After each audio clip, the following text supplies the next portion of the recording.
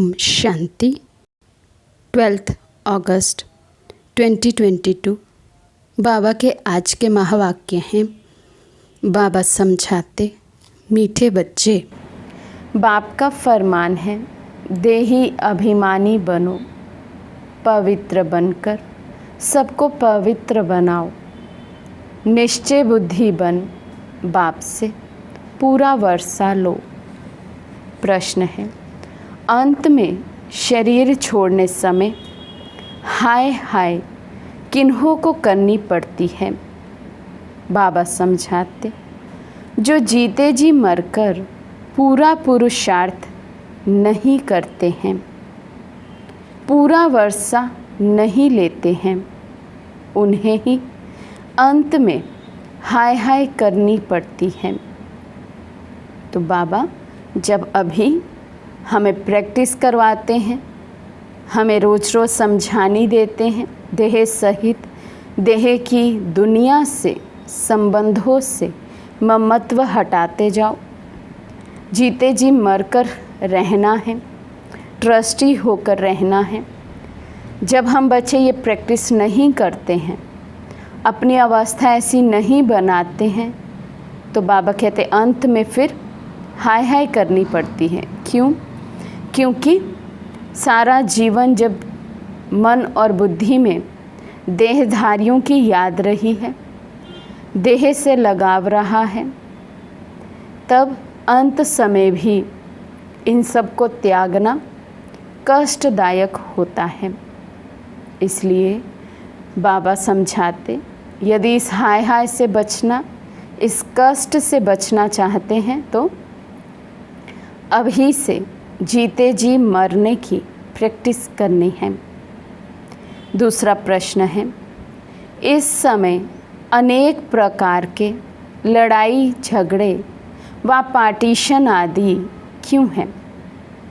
बाबा समझाते, क्योंकि सब अपने असली पिता को भूल ऑर्फन निधन के बन गए हैं। जिस माता पिता से घनेरे सुख मिले थे, उसे भूल सर्वव्यापी कह दिया है। इसलिए आपस में लड़ते झगड़ते रहते हैं, ऑर्फन बन गए हैं, निधन के बन गए हैं, अपने असली पारलौकिक माता पिता को भूल गए हैं, अपने पिता को सर्वव्यापी कह देते हैं। इसलिए बाबा कहते फिर आपस में मन भेद, मतभेद हो जाता है, तो लड़ते झगड़ते रहते हैं। गीत है ओम नमो शिवाय, ओम शांति। ये किसने कहा ओम शांति? आत्मा ने इस शरीर की कर्म इंद्रियों द्वारा कहा। आत्मा है अविनाशी, शरीर है विनाशी। आत्मा एक शरीर छोड़ दूसरा लेती है। आत्मा सबसे जास्ती 84 जन्म लेती है। इनको कहा ही जाता है 84 जन्मों का चक्र। ऐसे नहीं सभी 84 जन्म लेते हैं, नहीं, मनुष्य तो इन बातों को नहीं जानते हैं। गीत में भी सुना, शिवाय नमः, ऊंचते ऊंच है शिव परमात्मा। वे है निराकारी दुनिया का रहने वाला, जहाँ सब आत्माएं रहती हैं। उनसे नीचे सूक्ष्म वतनवासी, ऊंचे ते ऊंचे भगवान की महिमा सुनी, शिवाय नमः। तुम माता पिता, बंधु, सहायक, ये उनकी महिमा है।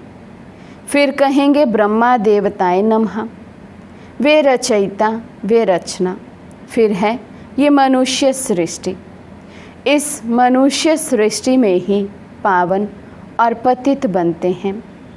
सतयुग में पावन, कलयुग में पतित हैं। भारत में आज से 5000 वर्ष पहले देवी देवता थे। वे सब थे मनुष्य, परंतु सर्वगुण संपन्न, 16 कला संपूर्ण थे। ये है उन्हों की महिमा। वहाँ हिंसा होती नहीं, विकार में जाते नहीं। उन्हों को कहते हैं संपूर्ण निर्विकारी। विकारी मनुष्य उन्हों की महिमा गाते हैं। आप सर्वगुण संपन्न, हम नीच पापी हैं।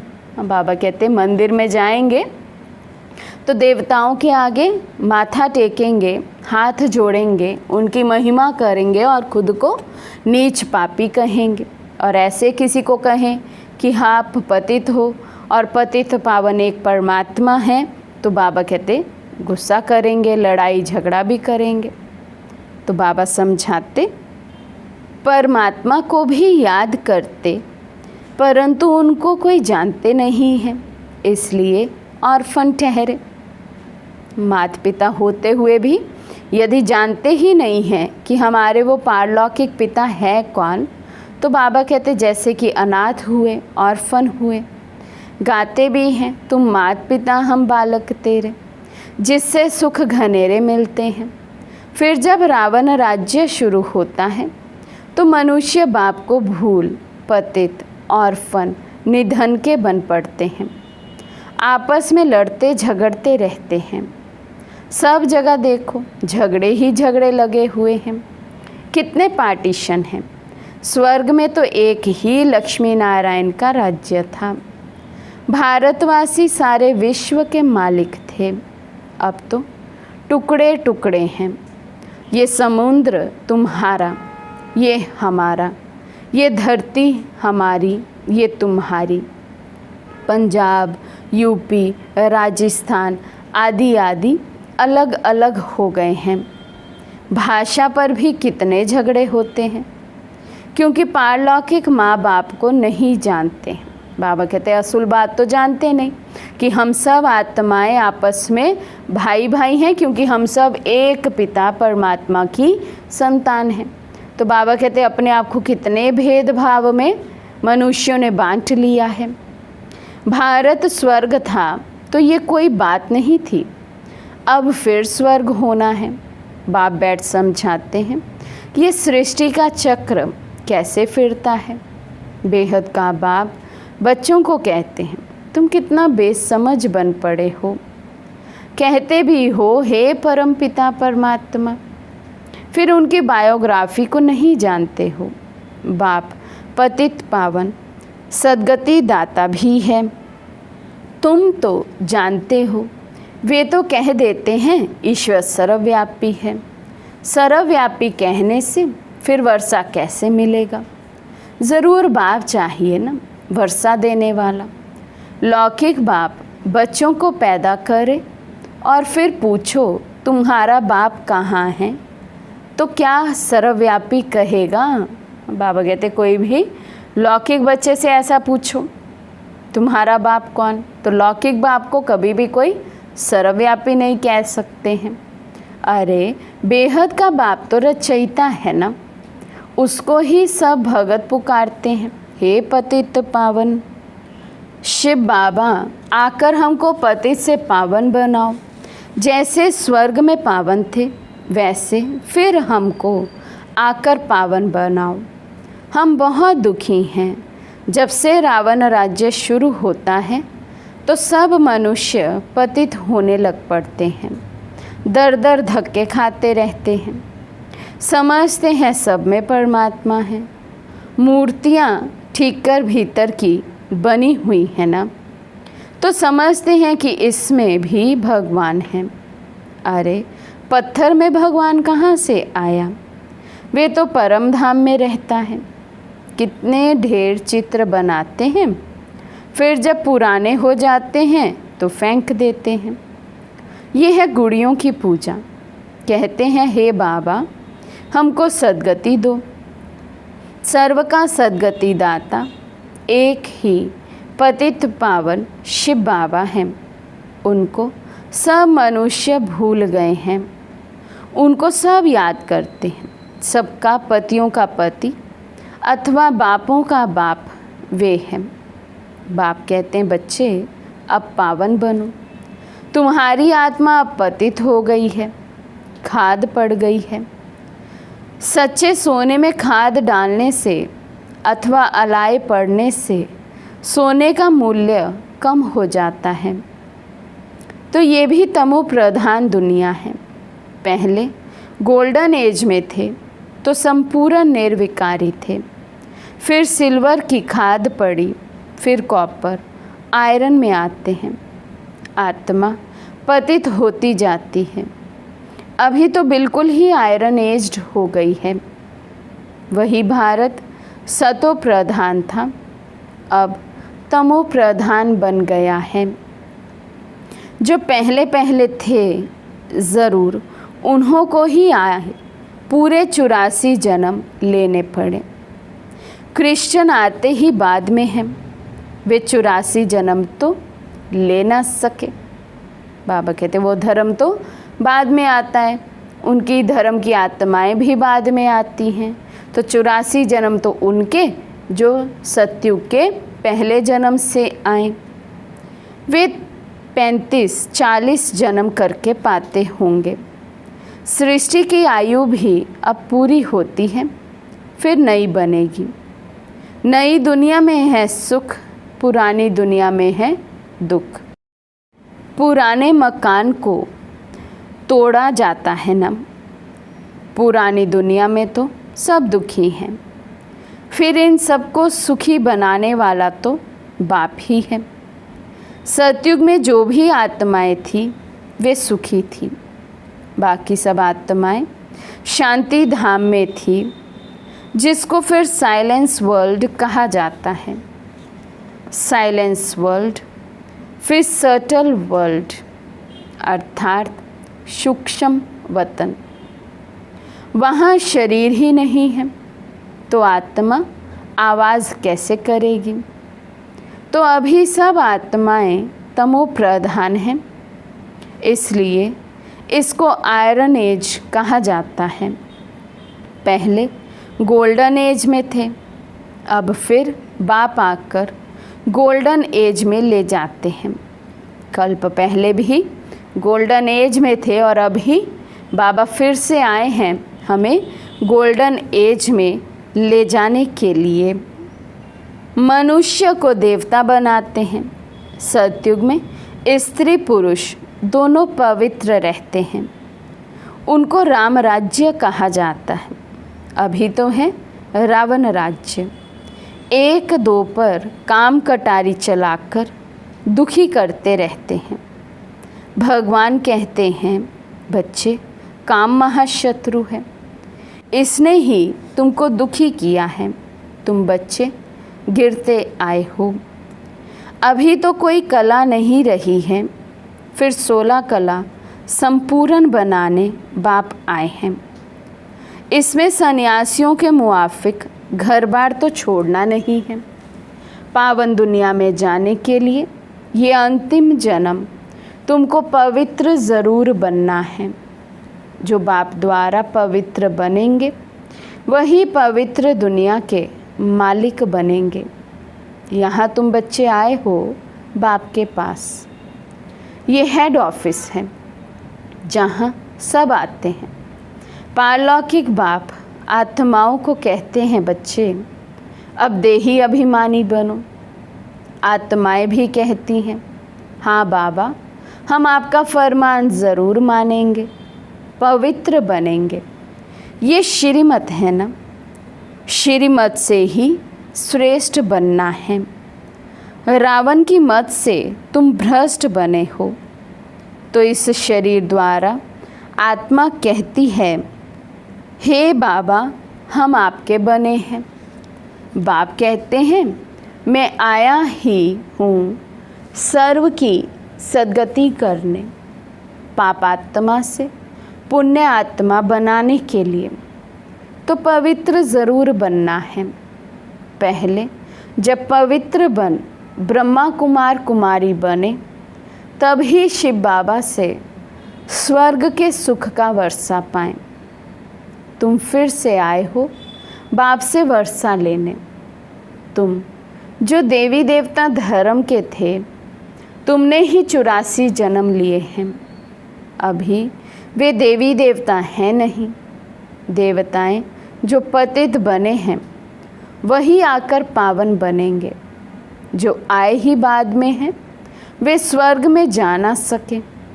जिन देवी देवता धर्म वालों के 84 जन्म पूरे हुए हैं, उन्हों को ही फिर से देवता बनना है। बाबा कहते हैं, मैं ही आकर ब्रह्मा द्वारा देवी देवता बनाता हूँ।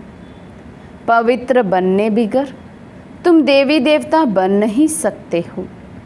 इन बातों को समझेंगे वही जो आकर ब्रह्मा कुमार कुमारी बनेंगे।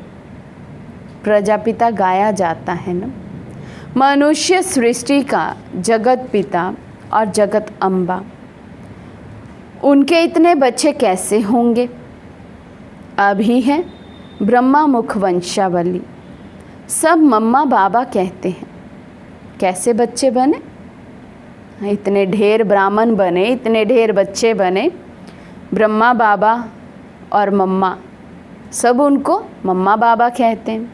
तो बाबा कहते वंडर है ना, कैसे बन गए इतने सारे बच्चे? शिव बाबा ने ब्रह्मा द्वारा तुमको अपना बनाया है।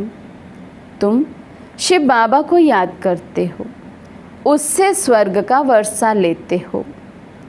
तो सब ब्रह्मा कुमार कुमारियाँ आपस में भाई बहन ठहरे। ये है युक्ति। बाबा कहते हैं, तुम गृहस्थ व्यवहार में भल रहो, परंतु कमल फूल समान पवित्र रहो। ये करके दिखाओ। घर बार छोड़ने की बात नहीं है, अपनी रचना की संभाल भी करो। सिर्फ पवित्र रहो तो इन देवताओं जैसा फिर बनेंगे। देवी देवता धर्म की स्थापना तो ज़रूर होनी है। बाप बच्चों को सन्मुख बैठ समझाते हैं। ये मधुबन है हेड ऑफिस। कितने सेंटर्स खुलते रहते हैं। जो कल्प पहले ब्रह्मा कुमार कुमारियाँ बने थे, वही फिर ब्राह्मण से देवता, फिर क्षत्रिय, वैश्य, शूद्र बनते आए हैं। अब फिर ब्राह्मण बनना पड़े। चोटी ब्राह्मणों की है ना, इन वर्णों से पास करना होता है।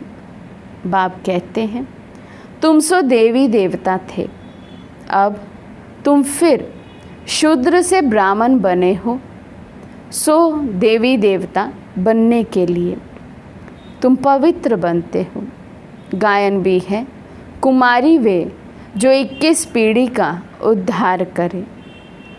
तुम सब ब्रह्मा कुमार कुमारियाँ हो।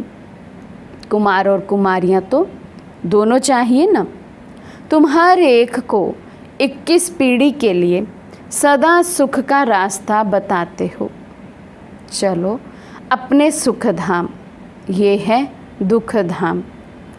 अभी बाप को याद करना है।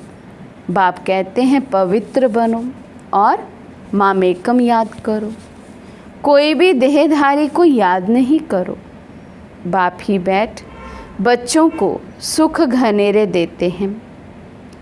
अभी कितना दुख है, दुख में ही भगवान को याद किया जाता है। बाप स्वर्ग में ले जाते, फिर वहाँ क्यों याद करेंगे?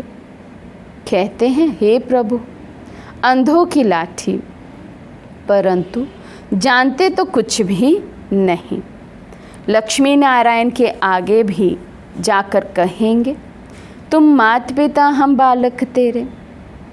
अब वे तो हैं स्वर्ग के मालिक, वे थोड़े ही सबके मात पिता हो सकते हैं। कृष्ण एक राजधानी का, राधे दूसरे राजधानी की, फिर उनकी सगाई हो जाती है। स्वयंवर के बाद फिर नाम बदल जाता है। विष्णु के 2 रूप लक्ष्मी नारायण बनते हैं। दीपमाला पर महालक्ष्मी को बुलाते हैं ना, ये है युगल। लक्ष्मी नारायण का ही यादगार है, चाहे वो विष्णु के रूप में बनाते या महालक्ष्मी के रूप में बनाते हैं। अभी तुम कामचिता से उतर ज्ञानचिता पर बैठते हो। तुम हो सच्चे ब्राह्मण। तुम पवित्रता की प्रतिज्ञा कराते हो। बेहद का बाप कहते हैं, पवित्र बनो तो पवित्र दुनिया के मालिक बनेंगे। घर बैठे भी याद कर सकते हो। बाबा कहते हैं, तुम सबको मेरे पास आना है। मरना तो सबको है। ये वही महाभारत की लड़ाई है। ये है यौवनों की लड़ाई। सतयुग में कोई लड़ाई आदि होती नहीं। बाप कहते हैं तुम इस रावण पर जीत पहनो, बाकी लड़ाई आदि की कोई बात नहीं। ये महाभारत की लड़ाई भी लगती है, बाकी थोड़े बचेंगे। भारत है अविनाशी खंड, बाकी खंड खत्म हो जाएंगे। बाप सबको वापस ले जाएंगे। बाप सर्व की सद्गति करते हैं, आत्माओं को वापस ले जाते हैं। अभी तुम बाप से वर्षा ले रहे हो।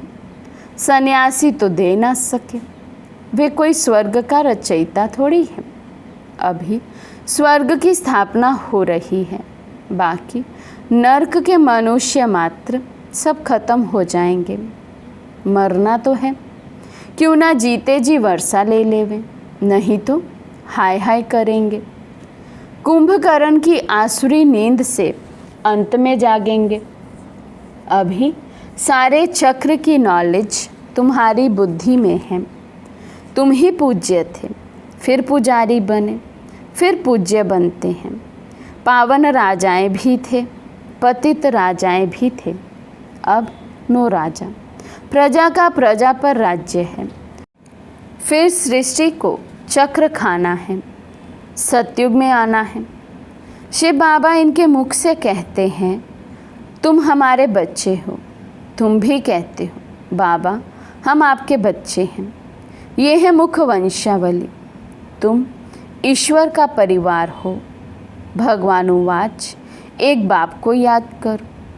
हम आत्माएं अब स्वीट होम में जाती हैं, जहाँ बाबा रहते हैं। फिर बाबा स्वीट स्वर्ग में भेज देते हैं। वहाँ भी शांति और सुख है। तुम यहाँ आए हो पवित्रता, सुख, शांति का वर्षा लेने। 21 जन्मों के लिए ये पढ़ाई है। तुम यहाँ के लिए नहीं पढ़ते हो। ये है मृत्यु लोक। तुम अमरनाथ द्वारा अमर कथा सुन अमर बनते हो। जो बाप से आकर समझेंगे वही पवित्रता की प्रतिज्ञा करेंगे, वही फिर आकर वर्षा लेंगे।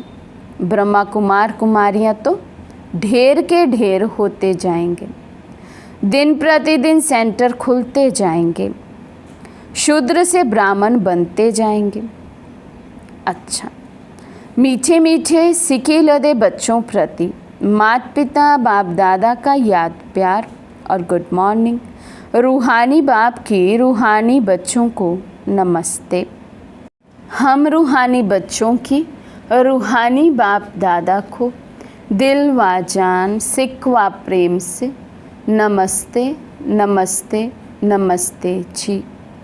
धारणा के लिए मुख्य सार।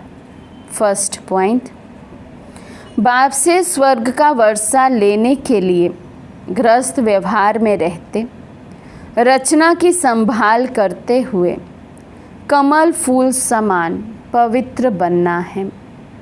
सेकंड पॉइंट, हर एक को 21 पीढ़ी के लिए सुखी बनाने का रास्ता बताना है।